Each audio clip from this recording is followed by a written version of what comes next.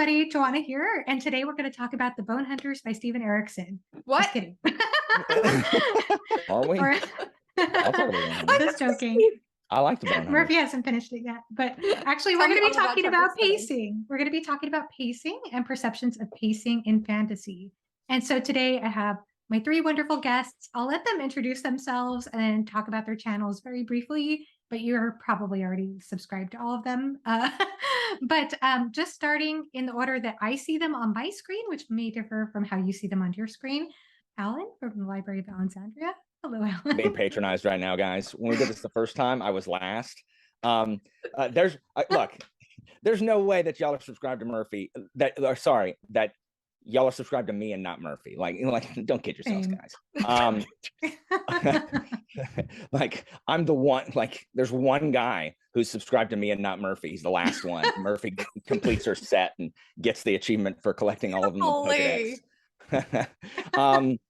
Oh, I'm Alan from the Library of Alexandria, which is a pun or play on words for the ancient library. And YouTube will finally actually look up my name. For a long time, it would just like default to, you meant searching instead for the Library of Alexandria. Right. It stopped doing that finally, so. Nice. Yeah. Now I know I've made it because the search engine doesn't literally reject me.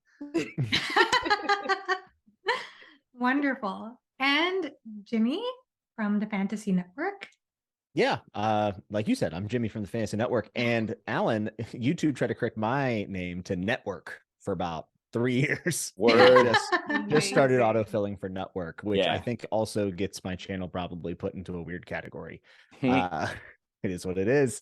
Glad to be here, Joanna. Thanks for having me. Oh, so glad to have you. And the wonderful Merphy Napier. Hey, Merphy. I'm Merphy Napier, and when YouTube said that we have to have handles now, Merphy Napier was not available, so I went with Merphy Napier 42 because Hitchhikers is better than me. So someone jacked your name. That's like crazy. someone and if you search the Merphy Napier handle, I'm what comes up, but I can't have it. That's dumb. That's strange. I don't like that strange. YouTube did the handle thing anyway, because now I don't know who anyone is. Right. If someone changes I their agree profile with that. picture, you might as well be a stranger to me because And I it no makes it longer know harder you. to tag people in your videos too. Oh, it's awful. Very It's confusing. awful. Yeah. Anyway, Yeah, it's very Joanna, confusing. thanks for having us. Oh, I'm so glad to have you all. I'm so glad to have you all. Because I've been really curious about this topic of pacing for a while. I just feel like a lot of the conversation I hear when I watch reviews on books is when people talk about pacing, they will usually say, this book had pacing problems, or this book is fast paced, or this book is a slog. And I just wonder about those kinds of terms. And so I wanted to, unpack this a little further. And Merphy Napier did an amazing video on her channel, on her Dear Authors series on this topic about a year ago. And so I highly recommend checking that out. I'll go ahead and link that down below as well. But I just wanted to go ahead and talk about it again because I just love this topic so much. Actually, one of the things that really got me interested in wanting to explore this topic was just noticing my own reading taste, how I'm terrible at being able to gauge whether a book is fast-paced or slow-paced. A lot of times I'll find a book, if I find a book really fascinating or really immersive, and I just keep turning the page, I won't be aware that other readers might consider it a slog or slow-paced. To me, it's just fast-paced in my own brain. And so I wondered if any of you had that experience. Do you feel like your perception of pacing matches the general audience of your viewers? I think everybody knows I like boring books. Like that's like my thing. And I think I say that because it's like a defense mechanism, because I was so tired of being like, I love this book, I couldn't put it down. And people are like, that is the slowest. Dragon Bone Chair is so slow. And I'm like, okay, whatever. I guess I like boring books. So I do think, I don't know if the people who come and check out my videos necessarily like those things, but they certainly know that I do. And they know that I hope to take that into account whenever I say a book is, well paced. But I just feel like I have a way higher threshold for slowness than most people. Yeah, same here. Same here. What about you, Merphy? I too tend to prefer books that people deem a slog or slow. most of my favorite books are on the slower side because I feel like I just get so much richness out of a book that takes its time. Like the Live Ship Traders trilogy is a great one to talk about because there was a scene where I think they spent 7 pages having a conversation about what they needed to do, and then another 3 pages relaying that same information back to someone else, and then they finally did it, and I was so immersed. I just like I wanted to know what was gonna happen. So I think if a book has really great characters, I don't really care about pacing so much, but I do reject fast-paced books a lot. So I think that I have a really strong preference in pacing that probably doesn't match a lot of readers. Alan, you and I disagree on a lot of books because of pacing. Yeah, some of those being slow-paced books that you don't like. Name one. You Goodness. literally said Senlin was boring. Yeah, but that's not because of pacing. That's because The Senlin, the Hod person. King? You're accusing The the Hod King of being person. fast-paced? The Hod King is like watching paint dry. I'm not saying it's bad. So when I said that we agree because of pacing or disagree because of pacing, I was thinking of books like Red Rising, books like The Traitor's Blade. First of all, I'm not the Red Rising champion. I'm the one who everybody gets mad at because I'm like, okay, it's fine, but it's not as good as y'all Really? think I it thought you liked it more than just fine. Oh, Alan's a hater.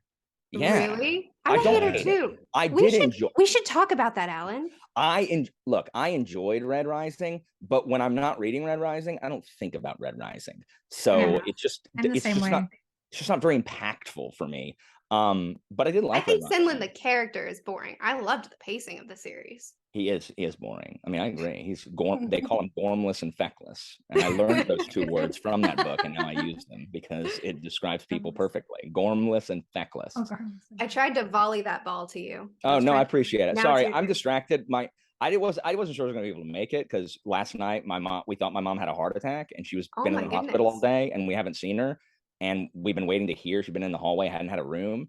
And like just a couple minutes ago, they messaged us and said that instead it's a costochondritis, so it's an inflammation of the cartilage connecting to the rib to the breastbone. The pressure it mimics the symptoms of a heart attack. I've had that. Yeah, I've had that as well. Really? Yeah. Well, I didn't know. We didn't know, so we're just like, praise the Lord. My mom didn't. Right. So Yeah. I'm sorry, I was distracted for a second. So this is good because now I don't have to like jet. It does. Like, I got checked into the emergency room because of it. yeah, mom's been because there I had the since same last night, symptoms. so. Yeah. Oh my goodness. She's been in the hall since last night. No, she was at she was at a hospital overnight, and this morning they transferred her. She's been in the hallway all day. Golly. That's awful. I'm That so hospital's sorry. pacing is very slow. Yeah. I Sweet agree, Jimmy. and I think people would not like that. So here's the thing, like it's like, so the popular thing is there are so few people who are going to admit that they don't like slow-paced books. They're just not going to admit it because then it's a cultural thing where if you don't like, it's like people who don't like Oscar bait movies because they're boring. But people don't want to say that because then they look like uncultured swine. It's the same thing when that question was going around and it was like, are you a plot reader or a character reader? No one would admit to being a plot reader. And I'm like, y'all are liars. Like, I don't believe all of you. Like, I'm because a character reader. So there are people who are character readers. Everyone isn't a character reader. If they were, Red Rising would not be an international bestseller. Like the Poppy War, like it. So this thing, a lot of people think that slow-paced books are somehow, they have some kind of inherent betterness because if you don't appreciate them, then you're a troglodyte. Interesting. So I think most people will lean, like most people, when you ask them, like, unless it's anonymous, if it's anonymous, they'll be like, no, I hate that boring crap. But a lot of people who say they're fine with slow-paced stuff, they then read the things that I think are slow-paced, and they're like, no, I can't do this. Like KJ Parker, though. 100%. You go ahead and you read KJ Parker. Murphy's talking about like the seven-page discussion about a conversation. Go ahead and read 2.5 pages about how arrows are made. That's just inside the narrative. People are like, tapping out, Alan. I'm done. So The Lies of Locke Lamora has like 5 pages on creating a counterfeit chair, and I'm just like, I loved it. Oh, It that's was cool. so good. That's cool. I'll never read that, but that's cool. Oh, but you Alan would would love The that Lies of Lachlan book. Moore. I think you would too, Alan. Oh I think my Jimmy, you would love goodness. it. like I'm I not know. reading it.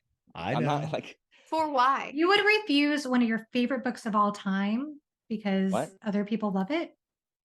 What was Sorry, one of this my isn't favorite a Why? popularity of books discussion. What's one of my favorite books of all time? Lies of Lachlan The Moore? Lies of Lachlan would be one of your favorite books of all time Yeah.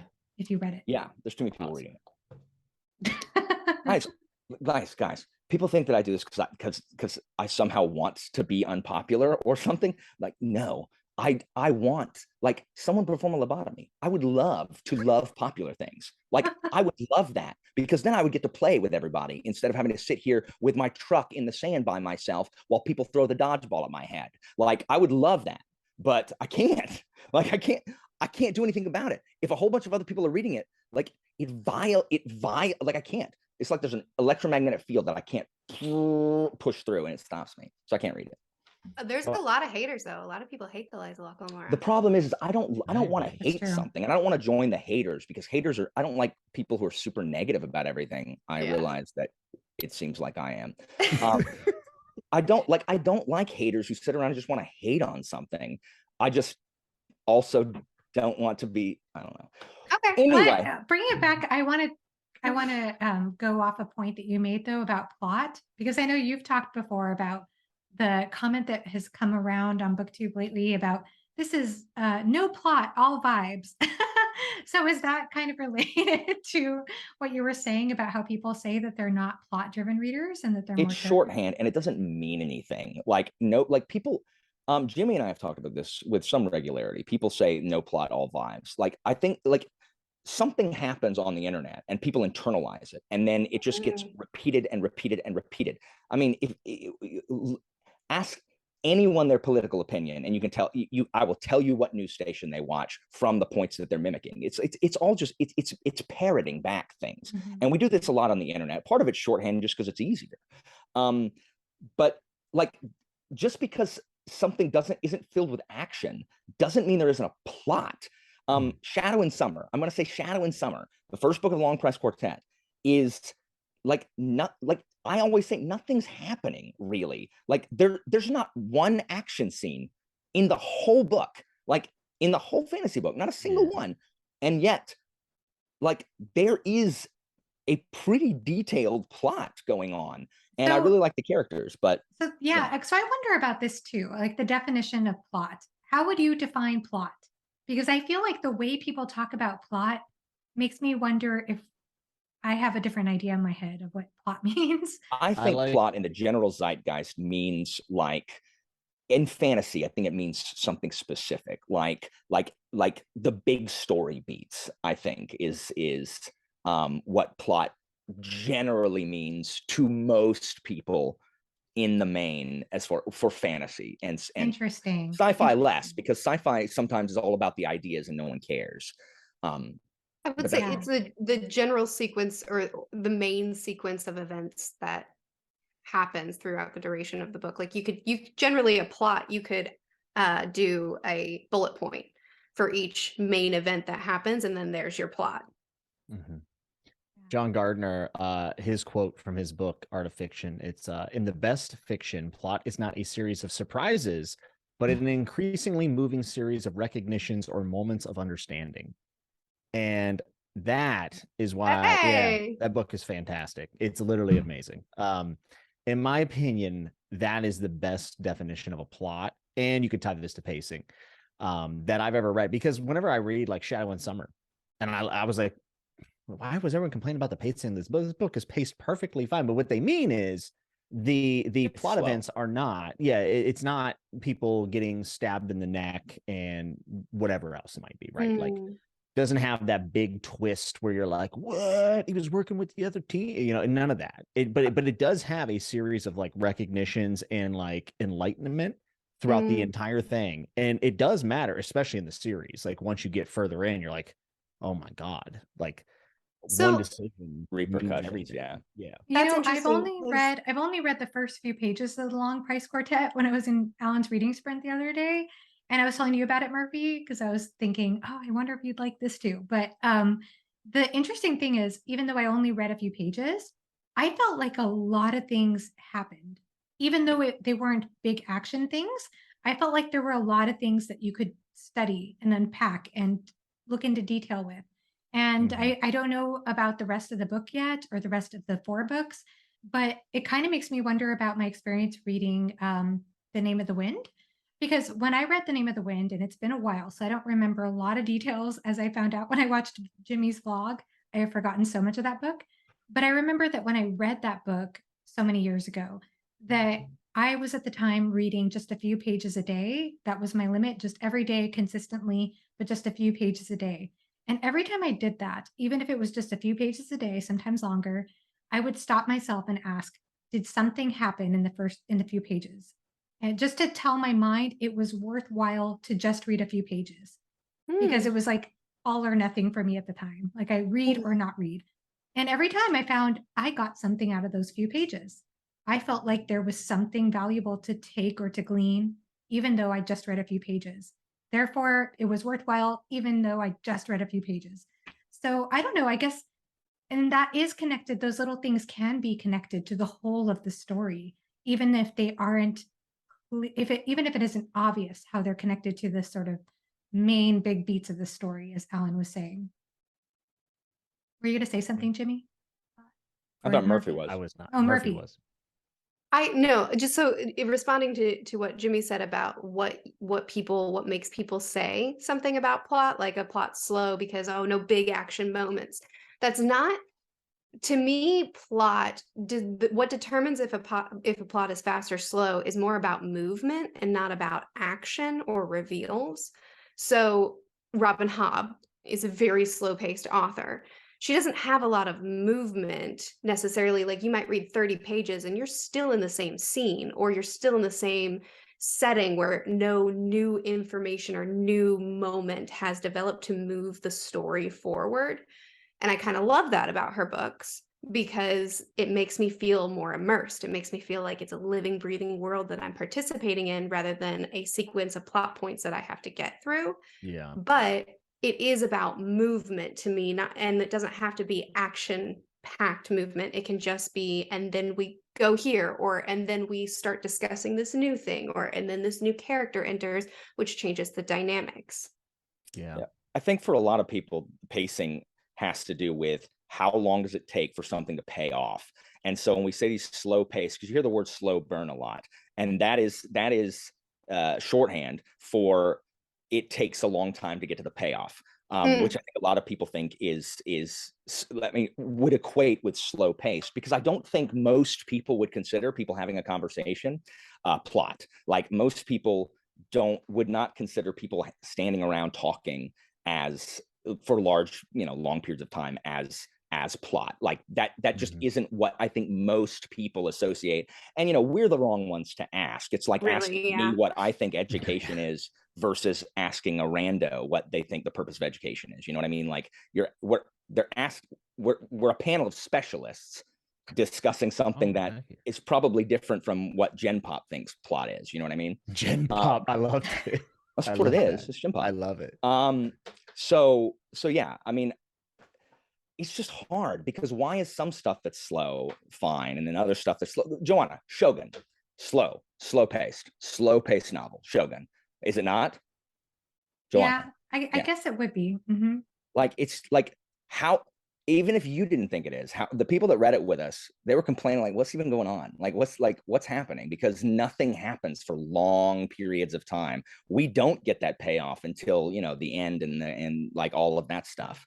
We're just like, why are we focused? Anytime you hear someone say, why are we focusing on this? Why do we spend so much time here? That is someone, what? Like you've lost them. Like whoever's saying that. Yeah, that's the people saying, oh, it's too slow. Like this book is too slow. Like, why are we staying here? Daniel Abraham, I think, is the master of the slow burn.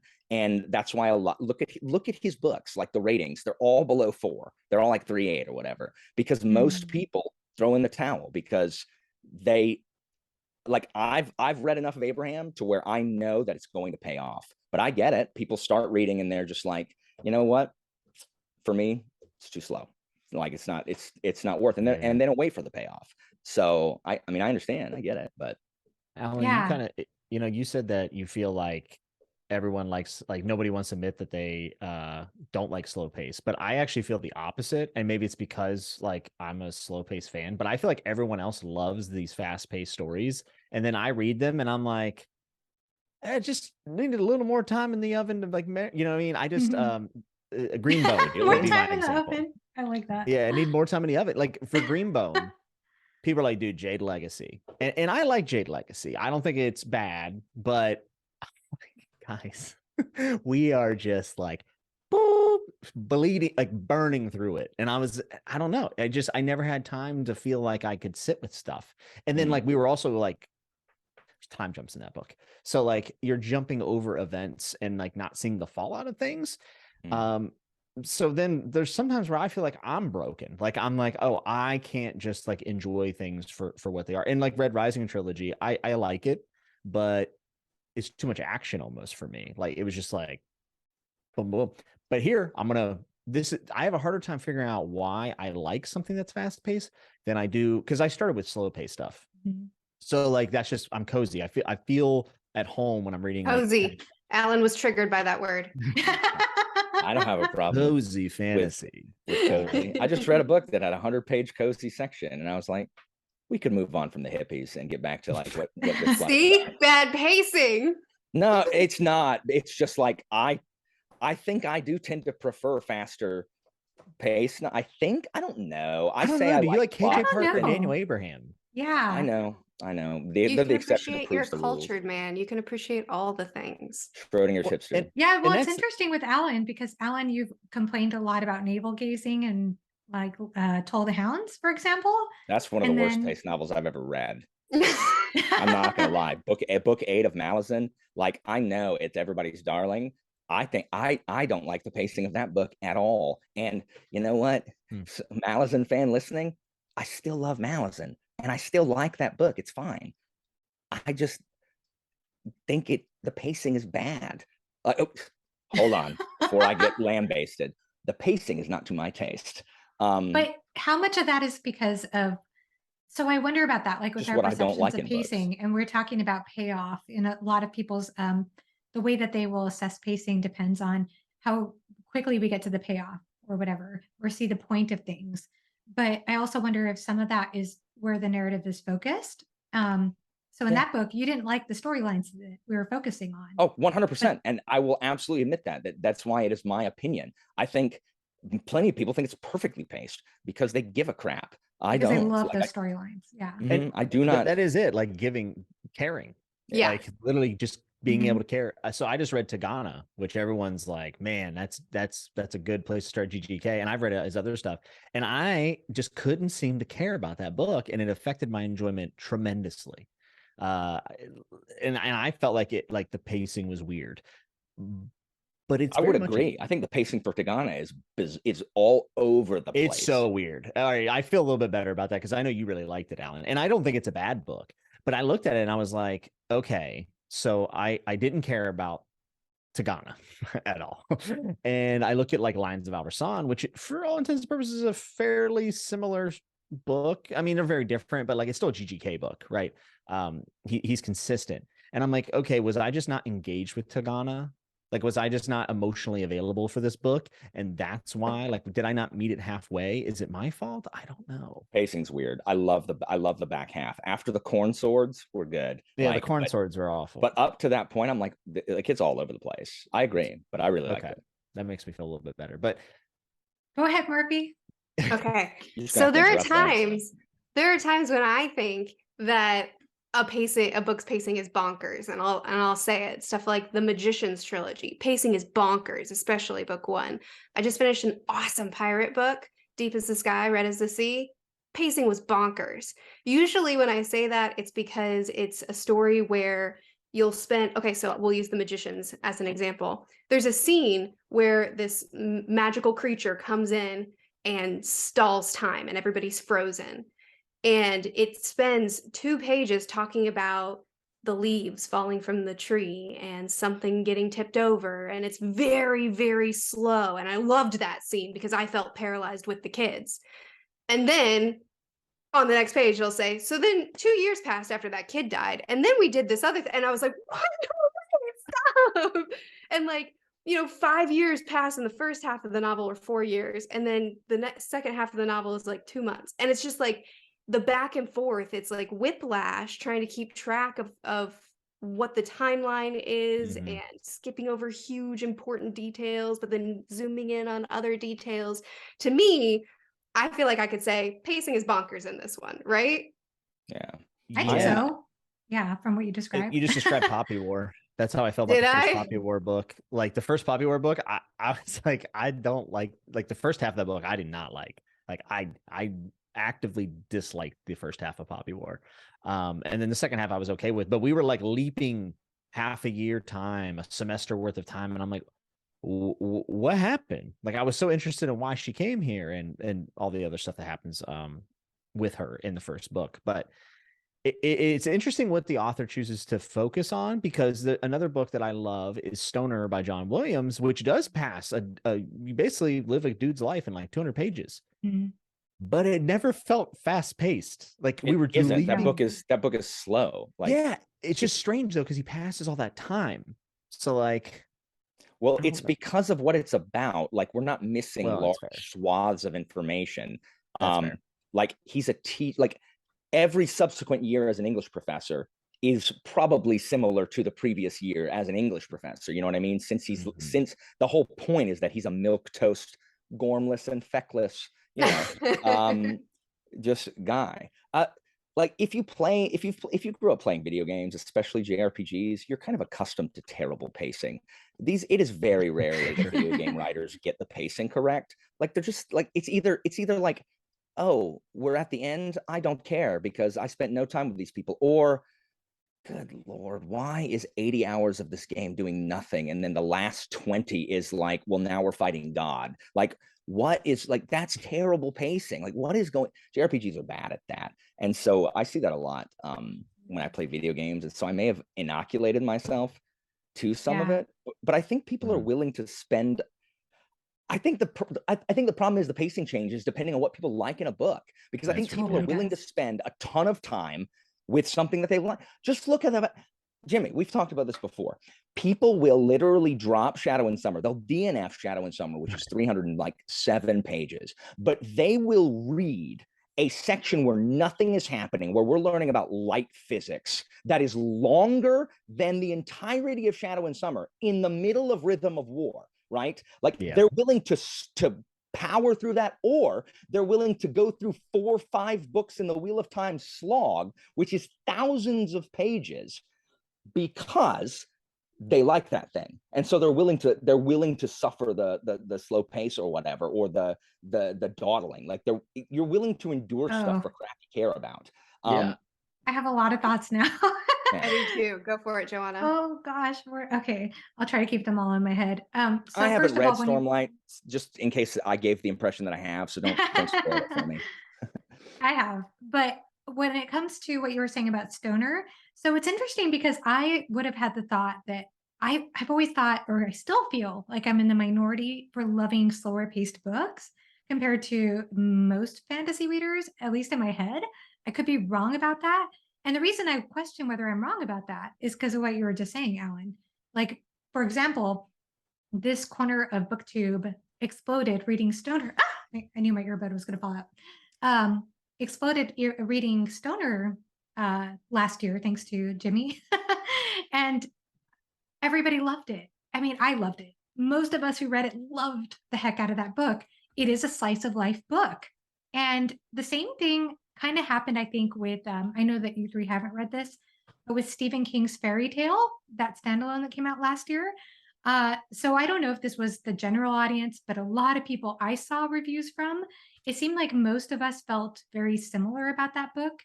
And that was that basically the first half of that book is very slice of life. Everybody loved the slice of life part of that book, myself included. The slice of life section of Fairy Tale was excellent. It was so good. just about this young boy, Charlie, and his dog and helping out an old man. Amazing storyline. Then the second half, the plot takes off. And I know that I lost interest once the action started rolling. And once we started going on this sort of quest journey, and it seemed like a lot of people felt the same way. And I thought that was I so heard a lot of interesting. that.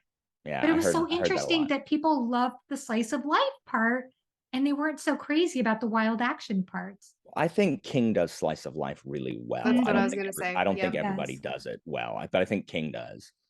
Yeah. I agree. Yeah. I have another thought, but I'm going to save it. Murphy, go ahead. Yeah, so Alan, I was thinking as you were saying that, I think you're right, because certainly for me, if I'm invested in the characters, the setting, then I couldn't care less what the pacing is. The only time I'm going to complain about pacing if I'm invested in the book is if I say it was too fast paced. I wanted you to slow down, take your time, and form these scenes more. So that makes me think of cozy fantasy, which is the big thing that's grabbing a lot of people's attention right now. And those are, oh, puppy. So cute. So I can see your pup. It's Good. Such a Okay. cutie. So yeah, cozy fantasies. These books are oftentimes, what was it? No plot, all vibes. Is that what you said? No plot, all No plot, all vibes. vibes, baby. Hippie stuff. So like, you know, these are slow, I guess, paced books that people love just because they're invested in that slice of life and cozy, feel good stuff. So I think you're right, Alan, except for situations like I described where it's like slow, fast, up and down, who knows where we're going, like, except for those kinds of instances, if something is consistent, then I think interest level is really truly what determines it for a lot of people, unless they are actually and honestly plot-based readers, then Yeah. probably pacing matters a lot more to them. Yeah, and I think that's why first books for new series with new authors are the ones that find themselves on the chopping block faster for people, because they don't know. I mean, they don't like it yet, or they don't know that there's a payoff, or they don't trust the author. I get it. But again, I've read Abraham and I've read Parker, so I just know that this is how it's going to be, and I'll get a big payoff at the end, and I usually do. You know what I mean? And I think that's what keeps a lot of people. Sanderson is fortunate that he is so well known that even first time people, even if they're like my wife, for example, she's like, I mean, Way of Kings is fine. Like, it's fine. But like, she kept hearing that the last part, she's heard about the Sanderland. She's not even on BookTube. She's heard about the Sanderland. Like, everyone talks and everyone knows that the end of a Sanderson book is just going to be this huge payoff. And because he's famous enough, that can keep people going forward, even if they're not particularly, loving what they're reading currently. And then most people, after they read Way of Kings, are like, oh yeah, the last 200 pages is really good, whatever.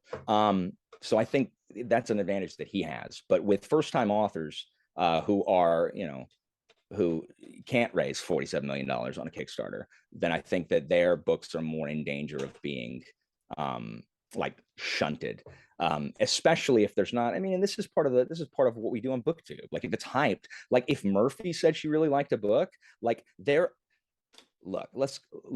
Merphy went out there and told everybody to read The Folding Knife, we'd have people lining up, no matter that it talks about the bank, like that it talks about the inner workings of running a bank. People read it to me like, Alan, why do I care about this? I'm like, what do you mean, why do you care about this? But if Merphy did it, they'd be like, oh, and they would push through. Like, we're affected by so many things. And there's nothing wrong with that. Like, people who don't acknowledge that they're affected by external factors think that, I guess, they've been replaced by AI. But it all depends on if every one of your friends is reading something. Like, you're more likely to power through it, unless you're just Alan. I wouldn't have started. I'm not that guy. I wouldn't have started. Because I really don't like raining on other people's parades. Like, not anymore. I used to. I don't. Man, I relate to that. So yeah. I mean, I think pacing, it's so weird. So I think, just like with tastes with booktubers, I think you have to know your reviewer. Like, you have to have watched a lot of their content, so that when they recommend something, it's like, oh, well, I hate everything he recommends. Yeah. He hated this book. Oh, I'll like that. Yeah. Or you have to learn what pacing means for each individual reviewer. I don't think pacing can mean the same thing for all of us, if that makes any sense. That's why I feel Really- challenged when I hear somebody say something has pacing problems. I not to say people shouldn't say that, but I just want that. I always want that to be unpacked. Like, what do you mean by Right. the book has pacing problems? Because chances Right. are I might really like that. Yeah. there are I times think where I think it's in most reviews it's better to unpack whatever kind of statement. Like you can say anything broadly and then just leave it there, but it's going to be more helpful to people if you say, "Here's my statement. Now let's talk about what that means." Yeah. Go Yeah, ahead, and Jimmy. I cut you off. no, you're fine. I think that also is like for people who do reviews and stuff, like that's a really good way of figuring out why you feel the way you do. Because sometimes I'll just finish a book and be like, this was just not well paced. And I'll say that and I'll just say it and then I'll move on. But like I should, if people are going to watch the review, I feel like I should unpack that. So like it's a good opportunity to just figure out what makes you tick, which I'm obsessed with. Like I always want to know why I'm doing what I'm doing. The external factors thing. So I love telling this story. I knew a guy at jiu-jitsu who's a huge Wheel of Time fan. He only reads the Bible and Wheel of Time. He doesn't read anything else. Like he doesn't have time for anything. Word. Loves Wheel of Time. And I was like, yeah, man, but what about the slog? And he was he goes, what are you talking about? And I was like, the slog. And he's like, I don't know what that is. That a video game or like what is that? And I was like, like books 7 through 11 or whatever they are. I think he it's was like like 5 10. through.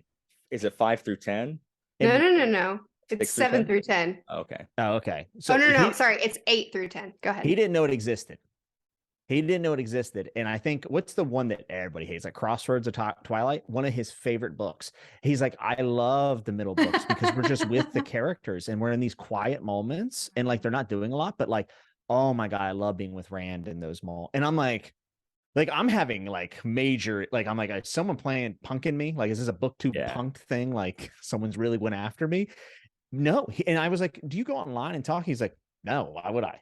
It's like, well, yeah, I'm a weirdo. I forgot. But, right. he doesn't have, every single Wheel of Time video we watch is the slog. And he had no idea it existed. He's like, as far as I'm concerned, all those books are amazing. So my thoughts on that, I have a thought on that. So when it comes to Wheel of Time, especially, I'm not saying this is the case for your friend or for every Wheel of Time fan, but I feel like a lot of people I know who are Wheel of Time fans are fans because they were in that series when it was being published and they waited for that next book to come out. And when that next book came out, they got to be in that world as long as they could possibly be in that world until they had to wait till the next book came out. And it also makes me think that experience of pacing has to be different. And it also makes me wonder about the era we're living in. And I don't know if this is true or not, but if times have changed when it comes to that. Because I think it's actually something that you said, Jimmy, one time to me. You said something along the lines of how when, like, for example, with the Song of Ice and Fire, he said back when those books were being published, for example, you said something along the lines of that people at that time wanted to live in a fantasy world. They wanted to just be in a story. Whereas in the modern era, and maybe kind of related to that topic that has been going around that I know, Merphy, you did that video on about booktube or about books being more social these days and people having so many books to read and these huge TBRs that people are just nowadays, some people, I'm not saying everybody, not your friend, obviously, but a lot of people are trying to get through a TBR. They might not have the patience for that.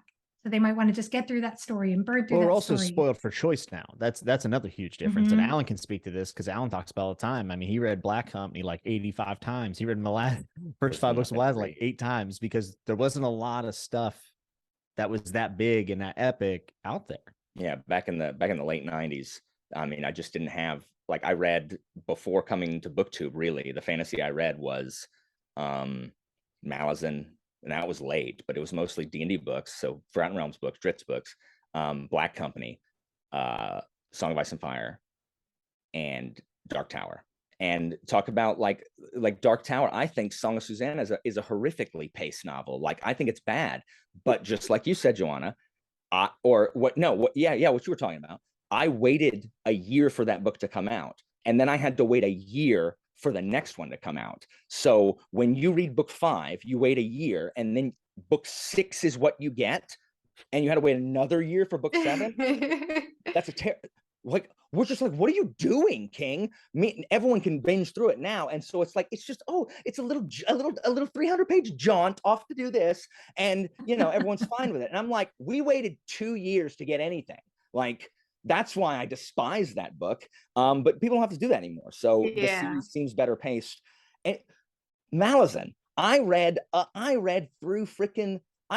to Toll the Hounds before I ever heard one more person talk about that book. Do you know what word do you think I did not think about one time in having read all the way to book 7 twice? What word do you think I didn't think of one time until I got compassion?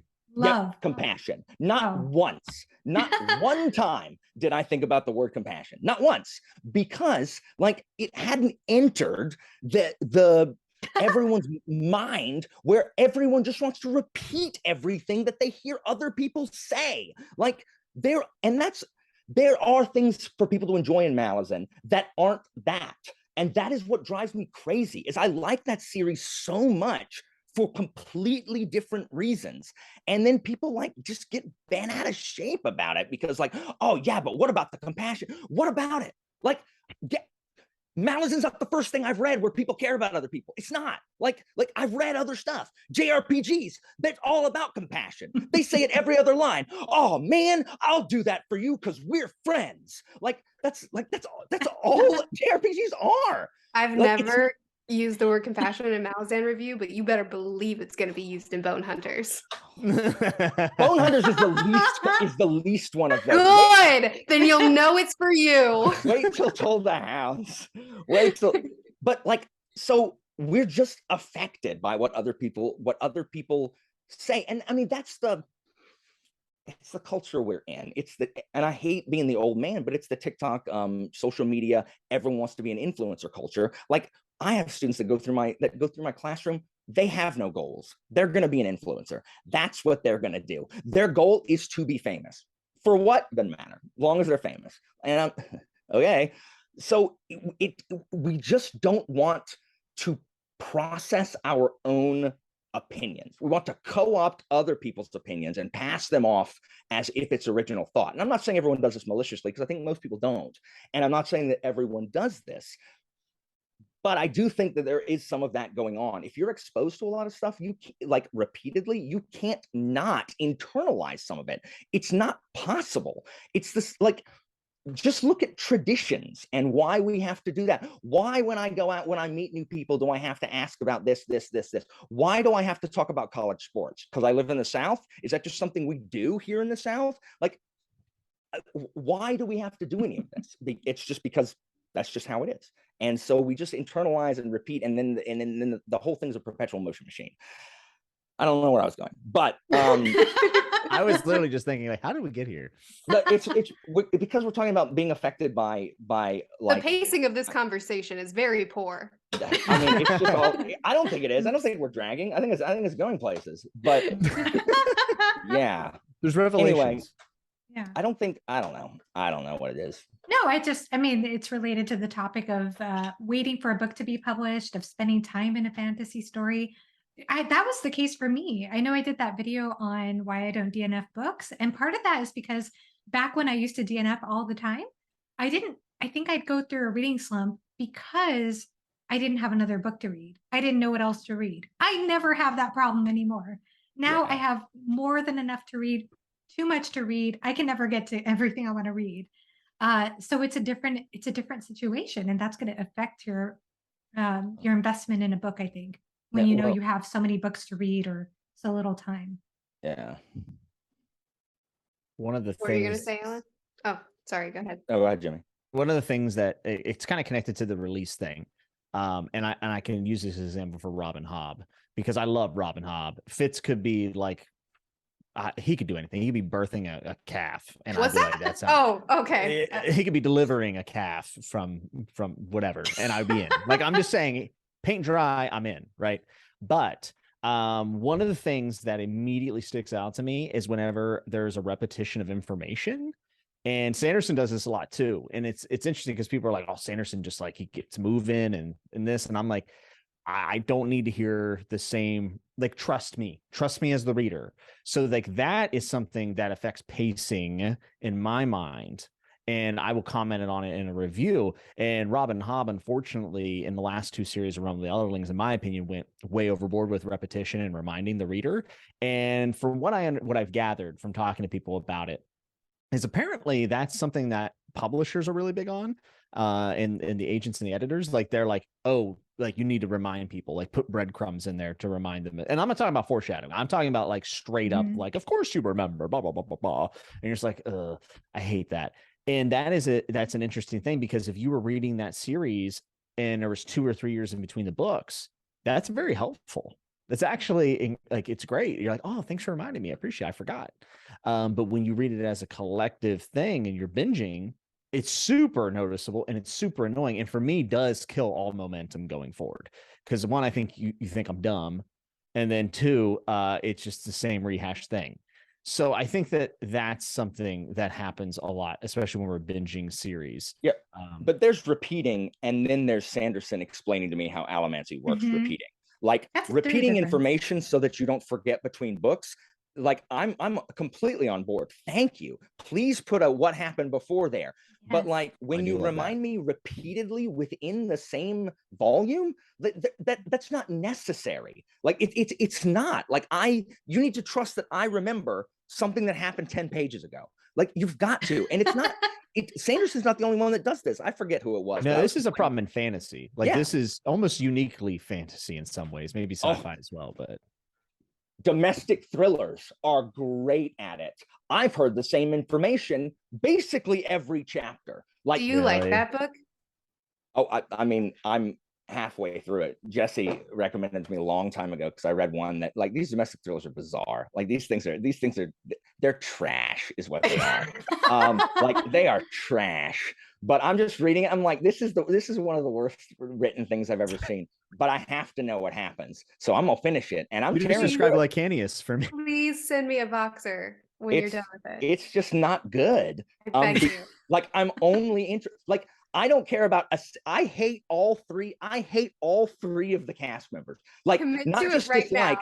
I think they're all 3 awful people, and I'm like, I don't care, except I gotta know what happens. So, and I don't have to think about it. Like giving myself a brain break from like fantasy or whatever, and just being able to, I think domestic thrillers are really, really fast-paced novels in general, especially if they're not, well, Agatha Christie's not domestic thriller, but it's like like British mysteries. Downton Abbey, I think, is an extraordinarily good example of a very, very slow-paced television show that is also really, really good. But it's like, they'll spend an hour talking about, she dropped the teacup. Gasp. The teacup. That was Grandmama's teacup. The teacup. It's irreplaceable, Robert. I'll go down to the village tomorrow. Everyone's gasping. Yes. It's that for like an hour. And I'm just like, oh, the teacup. Yeah, where are they going to get a new teacup? That maid is so fired. Like, I'm just like enthralled with this. But I don't know if y'all have ever seen that show, but it's like that. Haven't. You haven't seen it? I agree with that, though. Pacing in classics is different. So I just finished Master and Commander. It was excellent. Nice. But a lot of people in this buddy read have struggled because it's very like, okay, we're going to talk about sales for a chapter. Yes. I love it. I love it. That's why I like Master and Commander.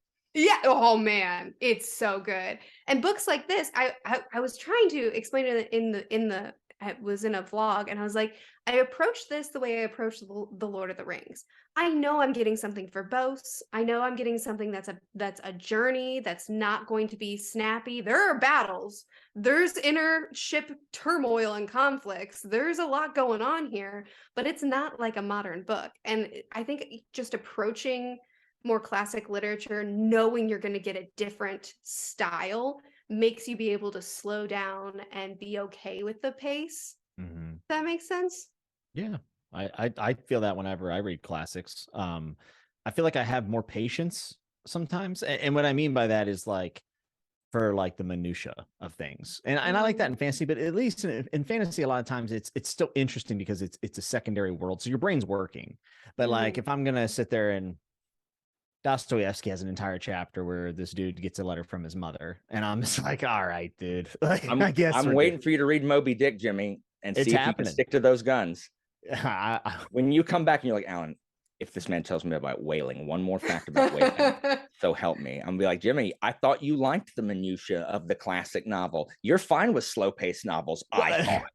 Listen, I'm gonna test the bounds of my opinions when it comes to slow-paced novels. But part of this is, and Leo Tolstoy is a really good example of this, is like not all this is accident. Like I know we're kind of taking on all the responsibilities as a reader, but there are ways in the craft of writing to do these things. And one of the things that Tolstoy did in the death of Ivan Ilyich, I'm not going to spoil it, but he dies. And as he's approaching his expiration date, the chapters get shorter, but so do the sentences, and so do the words that he chooses. So you see this like collapsing of his life as you're seeing the collapsing of the chapters. And it is, and here's the thing, you would never know it if Penguin Classics didn't tell you before. Penguin Class said, notice how the chapters become shorter and the average sentence length gets cut in half.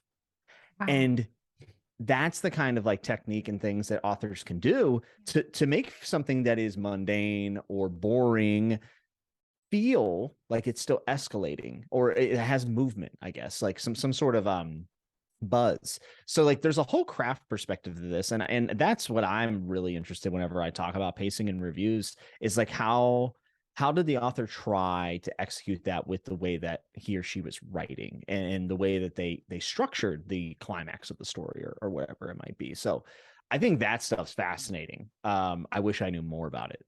I wish I did too. Actually, I didn't even realize. So I guess I should say I didn't become aware of that stuff as much until I watched Steven Erikson actually talk about a specific scene at the end of The Bone Hunters. And he talked about how he used specific techniques, and I won't give away the scene since spoilers, but he used specific techniques intentionally to slow your reading process down, to slow you down as a reader, to get you to pay attention to details. And of course, when I read it, I wasn't conscious of the fact that was happening in my mind. But when he pointed it out, I thought, oh, wow. I felt the tension more in that scene because of that technique. And he was getting me to slow down here. And of course, if you read The Bone Hunters, you know that whole book is not slow paced. It's I would say it's actually really interesting. Yeah. Yeah. Yeah. It's interesting the way he varies his pacing, and he does it very intentionally as a writer. So I think it's really neat how writers can use specific techniques. I don't notice that stuff even when it's pointed out to me. Like I still don't, I don't know. Well, I think it's also kind of like looking behind like the magician showing his trick, right? Like I don't think most people want to know that stuff. Like I don't think. I just happen to be weirdly kind of obsessed with that stuff. I want to know that I feel like everything's intentional, and I think it comes from my wrestling background because I hear people talk. So this is actually kind of related. I hear people talk about wrestling matches and they're wrestling fans, and as someone who did it, I'm like, oh, you have no idea. Like, and I know that sounds like kind of geeky, but you're looking at it through two different lenses. Like you are the audience, and then you are the performers, and like people don't realize that a lot of stuff is super intentional. And I'm talking about like little things. Macho Man Randy Savage used to plan how he was going to kick out of things on purpose because he wanted it to build to more desperation each time he had to kick out of a move or something. Like there's just little things like that. So like I'm kind of obsessed with the idea that like, you know, a really good author has that kind of control over the reader. And I think pacing is probably one of those things that I understand the least when it comes to like what they do, you know, what's the techniques. That's because the cream will rise to the top, Jimmy. Oh yeah. real quick, Jimmy. The plot of Moby Dick is about 100 out of the 400 pages. The rest of the text is whale facts. Long descriptions of whaling techniques and equipment. So get ready. I'm so excited for you to read it. No plot, all whale vibes. I love whaling. I love ship books. I was on the nautical fantasy trend long before everyone decided to jump on it. I liked it before you did. I'm cooler. I think I'm like 12 years older than you or something. So I think I liked This it is before why you. I think that you would love not only Eliza Lamora, Red but Red Seas. Seas Under Red Red Skies. Skies. Yeah. But what One if of I the best read a books in the nautical whole fantasy wide world. that no one else has read? I'm certain there's one of those out there that I'll Have find. you read The Bone Ships? I have not. I have it on my shelf. I've never But I read haven't it read it either. yet. I have some friends of mine tried to read it and did not like it, which is not really a great, like, I mean, again, I'm just pretty being confident effective. I'll I have like no it. idea if I'd like it or I was not. pretty mid on it. Oh, really? Oh, did you I read them? was. Okay. I I don't I'm, know anything about them, really. I'm potentially going to try book 2, but I came out of book 1 not feeling the vibes as strong as I thought I would. Word. And How I'm was a the pacing? big nautical reader. I think our tolerance for pacing, like you said, with classics is different. I think it changes based on the medium.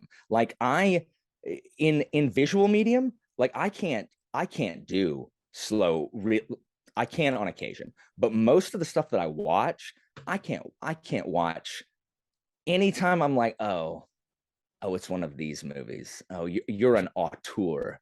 Like Wes Anderson, I'll kill myself before I watch another Wes Anderson movie. Like I can't. Is that why you don't can't. watch Lord of the Rings? No, Lord of the Rings I just don't watch because I don't have 3 hours to spend watching a movie. Fair enough. Fair enough. Like I like Lord of the Rings and it's fine. Like it's fantasy and I'm okay with fantasy. But it's like when I watch anime, I don't like slice of life animes, which is weird because I like the slice of life parts. I like relationships between characters, but it takes too long for me to get invested. And I already feel trapped by time and I can't speed it up. Like I can't speed it. Like people are like, oh, just skip the first 4. Well, what's the point? Like if You can't do that. Like I I'm not can't going to skip do stuff. that. Yeah. So I can't do it. and like you said, Joanna, or as Merphy pointed out in her video, that the fact that I have a booktube channel also affects is, and it's not that it's slow, it's just if I have trouble getting attached to the book, if I have problems making progress in the book, then it will affect my enjoyment and it'll feel slow, even if the book isn't slow. For some reason, it isn't connecting, and so I'm not reading it quickly. And so because I am reading it slow, the book is therefore slow, which is just not the case. Yeah. But I feel that pressure because I'm like, well, it's the only book I'm going to freaking read. This book's 400 pages and I'm going to read one book this month because it's taken me forever to get through this book. And yet a war is on and, we're jumping from boom to boom. It's just like, I don't know. That's the worst feeling in the world. When something's happening in the book and you're like, I just don't care. Who died? I don't care. It is literally the worst. Apathy towards a book to me is like the greatest sin. Like I hate that feeling. At least let me rant about it. At least give me something to hate. I'd rather actively hate it. Like I would far prefer that. But like again, I was reading Tagana and stuff was happening, and I was like, I just don't care. Like I would literally rather go take out the trash right now. It does not do a good job with, like, if you're not invested in his story, you're not gonna be because there's nothing about the characters that invests you in it. There was just something about like just kind of the mythical quality of what they were trying to accomplish that I bought into. But the characters themselves, you're very kind of like held back because that's the nature of the book, because the land itself has been forgotten by everybody. So there's not like that's kind of the point of the book, but it's impossible to get attached to them if you're not like if you don't care about Tagana, and that's exactly what happened. Yeah, you're done. Like you have to believe in his mission to bring back Tagana, and if you don't, write it off because you're not going to enjoy it that much. Fascinating.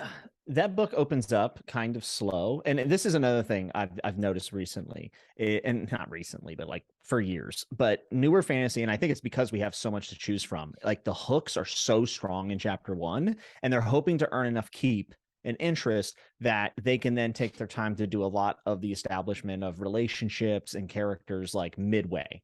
Well, And from you'll what I see understand, that publishers want that. Like they want that hook in on page 1. And to me, so I just read the Curse of Chalian by Bijold. She did the opposite. She was like, this is not going to be interesting till page 200. And it's a Nice. 350-page book. I like But it. I loved it. And then I thought about it. I went back, I started looking at my notes, and I go, how in the hell am I going to sell this to people? Like there is nothing about the beginning that makes you go, dude, I gotta find out what's going on in chapter Well, 2. something had Same way I to. sell Parker.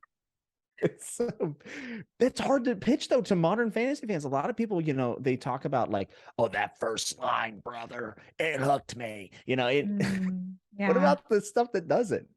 Like, I don't know. I'm almost turned off when a book starts like super, and not for every book, Same. but I'm almost turned off. But It they're trying starts to off impress you. trying to bring the stakes up super high. I have an appreciation when stakes can build gradually and we Yeah. can take our time with things. I actually I have a think- lot of admiration for authors. I feel like that takes a lot of confidence as an author, especially these days, like you said, Jimmy, with the publishing pressure and everything. Go Mhm. ahead, Merphy. I think sorry, a go ahead. book, no, you're fine. A book being immersive, building the world, building the setting and the feelings, the emotions will make me care so much more than some dropping me into action or conflict. But that's how it's covered in blood. Yeah, but that's how it's done now. And again, right. that's pressure from the publishers. These people want to get published. And because everything has when I teach the phrase in medias res in class, I'm like, raise your hand if you've seen an Avengers movie. And they all raise their hand. I'm like, that's in medias res. Every Avengers movie starts in the middle of an action scene. And then so we get done with that first scene, then we stop, then we slow down, then we figure out what the movie's about, etc. And that's what's happened to fantasy now is we always start in medias res, in the middle, like Jimmy said, oh, his hands were already covered in blood, and then we have to learn, and then it'll slow down. And it goes back to the fact that like we don't trust anybody to do anything anymore. We don't trust students to know anything, so we infantilize teenagers because they apparently can't learn anything, and we infantilize our audience because apparently it's too challenging and they just won't read it. And maybe I'm naive, and maybe that's true. I mean, they have the data, I don't. Maybe people literally won't pick up a book if it's talking about, and the hamlet of Fishville was very small, and then Mr. Iskarian Fishman went to the beach and grabbed his trout and hit his neighbor with it as a joke, and then poked him in the stomach and said, race you to the finish line. And then That's a good start on their idealistic. I'm sold. What? No, you're not. No, you're It's not. Moby Dick Yes, too. I am. Somebody's slapping someone with a fish and then running away. I know. I added that in there, and I'm like, oh well, that's too much action. I'm Sorry. into it. Sorry. And then he smelled the fish, and he talked, and he counted each specific scale: 1, 2, 3, 4. Like it. How many scales are there, Alan? Yeah, maybe people are turned off by that. I think that if we set the bar higher for people, I think people will rise to meet expectations. Or if they fall short, they'll fall short up here, because there's people they're going to fall short of expectations, even if expectations are here. They're just going to fall short here instead of here, right? So maybe we should set the expectations here. And then, people fall short there, but at least they're striving to like reach a bar, and people are going to comment being like, oh, this elitist, right? Alan's elitist. And I'm the least elitist person, angry commenter. Like, I hate gatekeeping and elitism in freaking fantasy reading and in academia. I hate that crap. But I think people are smarter than what we give them credit for, especially people trying to read fantasy novels. Well, so you're talking about media res, and you're talking about we're talking about hooks, and we're talking about these trends. But there is still a way you can do that as an author and still have your cake and eat it too. And George Martin does this, and so does Daniel Abraham, and he learned it from George.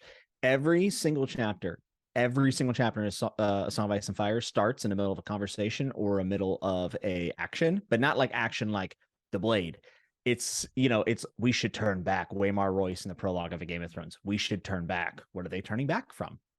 And you then get this very slow opening prologue that builds all this atmosphere. And George starts dropping in like crazy world building foreshadowing and stuff. And you can be curious about all that, but it all starts with, in the middle of a conversation, a question or a statement. We should turn back. And every single one of his chapters do that.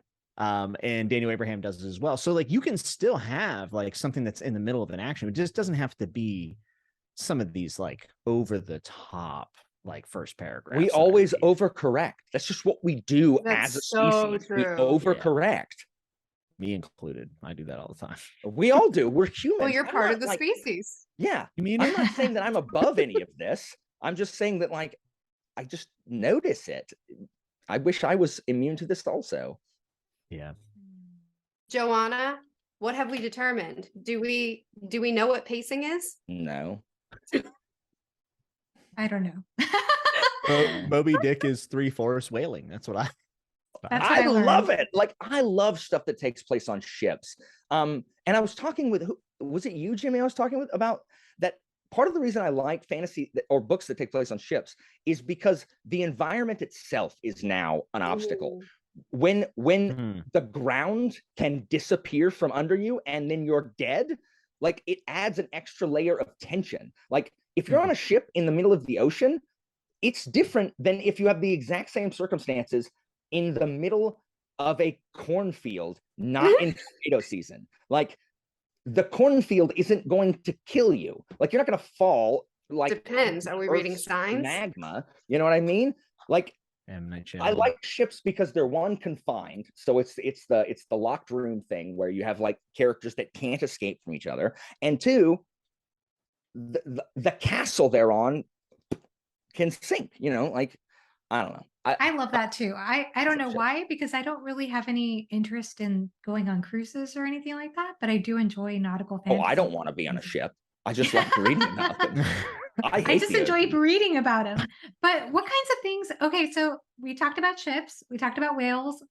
What kinds of things when you're reading a slower paced, quote unquote, slower paced book?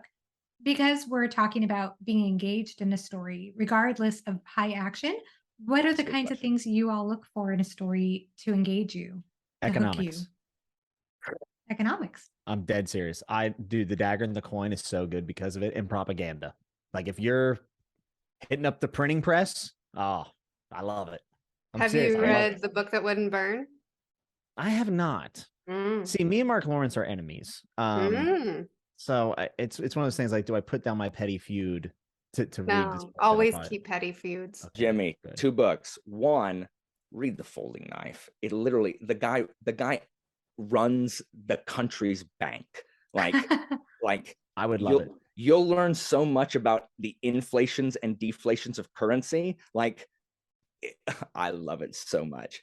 2, the next Discworld book you should read is The Truth, because it's about the printing press in Ankh-Morpork.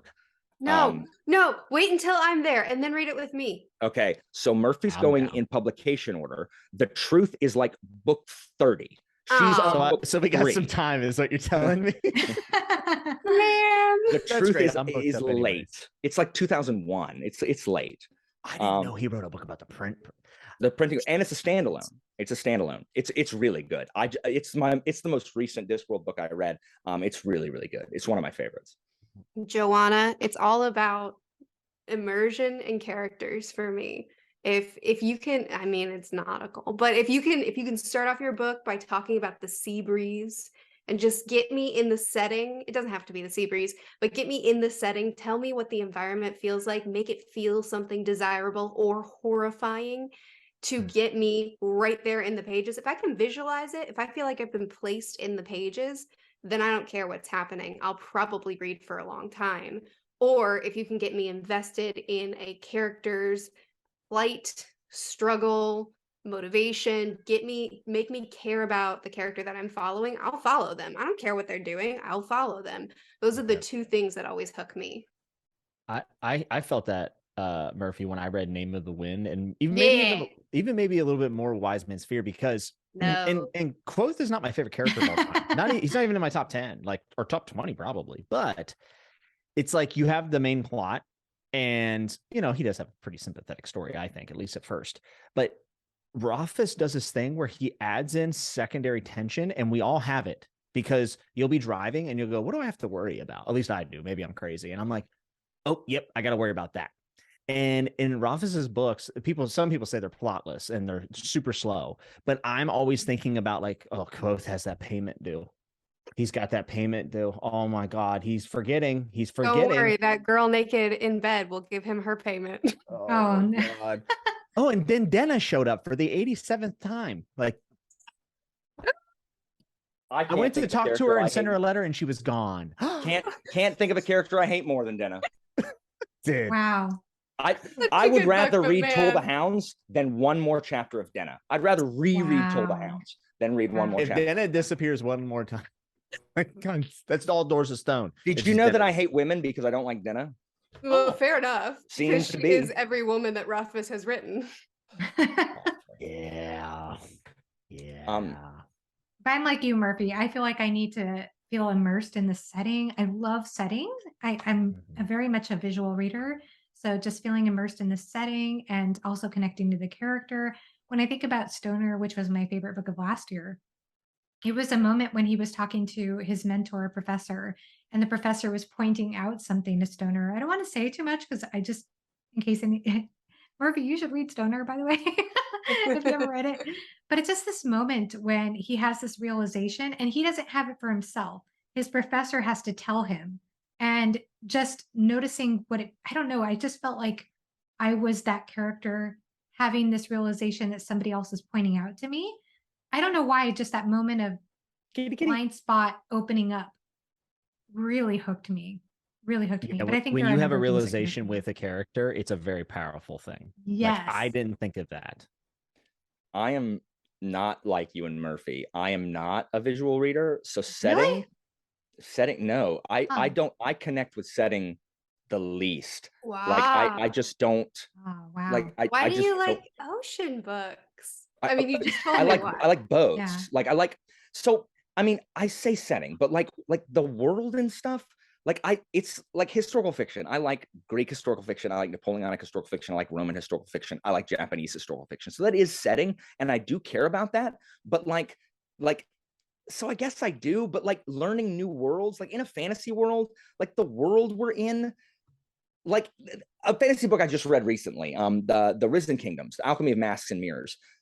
Like the setting is really cool. It's like the Age of Exploration, but they're on floating islands. Like it's basically France and Spain, you know, war. Like I gotta read these. Jimmy, that I sounds really really do think cool. you'd like them. It's so fun, but it's not like the setting. I'm just like, okay, cool. They're on floating islands. I've registered it. Boom, floating islands. I love that book because of the relationship between Isabel, who is born with a deformity and knows math but has to hide it because women that know maths they're witches, so she has to pretend like she doesn't love physics, but she's so brilliant. And the musketeer, who isn't her dad but who saved her from being like chucked off the island when she was a kid, like has basically adopted her. And the father-daughter like relationship between Jean-Claude and Isabel, one of my favorites in fantasy. It's just so good.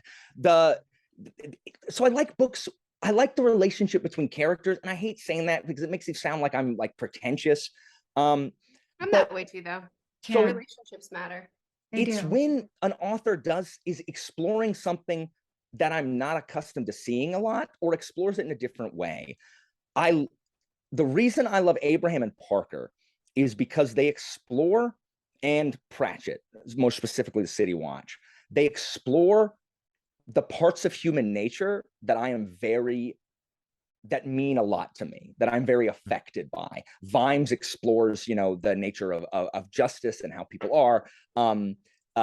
Parker is a more cynical Pratchett, where things end way worse, where it's like, hey, look how awful people are. Oh yeah, no one changed. Everyone's still awful at the end. Pratchett is very hopeful. Yeah. So it explores. I like when books explore the petty meanness inherent in regular human beings. Have you read Don Quixote? Do what? Have you read Don Quixote? A long time ago. I read it in college. Did you love it? I feel like you would love it. I did not like classics when I was in college because I had to read them for school. I should reread it. Yeah. But I like that people can be evil without having superpowers, without wanting to destroy the world, without people are just awful to each other.